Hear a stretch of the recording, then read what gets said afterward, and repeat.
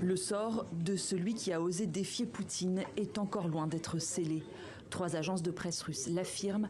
L'enquête pour appel à la mutinerie armée visant Evgeny Prigojine serait toujours en cours. Elle cite une source du parquet général. L'affaire n'a pas été close. L'enquête se poursuit. Samedi soir, le Kremlin avait pourtant affirmé que le patron de Wagner quitterait la Russie pour la Biélorussie, évitant ainsi d'être poursuivi.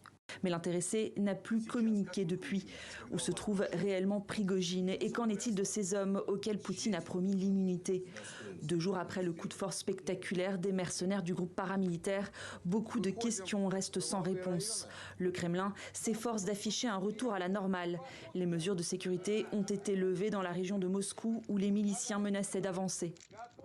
Une tentative a été faite pour déstabiliser la situation à l'intérieur du pays. Les membres du gouvernement sont restés dans leurs bureaux. Ils ont agi clairement et unis sous la direction présidentielle. La situation a été maintenue stable à tous les niveaux. Lundi matin, les télévisions russes ont diffusé ces images. On y voit Sergueï Shoïgu, le ministre russe de la Défense, auprès de ses troupes en Ukraine.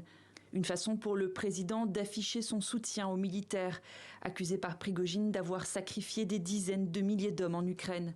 Une crise qui, pour le secrétaire d'État américain Antony Blinken, révèle des fissures au plus haut niveau de l'État russe. Le patron de l'OTAN y voit une nouvelle preuve des erreurs de Poutine. Les événements du week-end sont une affaire interne russe et encore une autre démonstration de la grosse erreur stratégique que le président Poutine a commise de par son annexion illégale de la Crimée et la guerre contre l'Ukraine.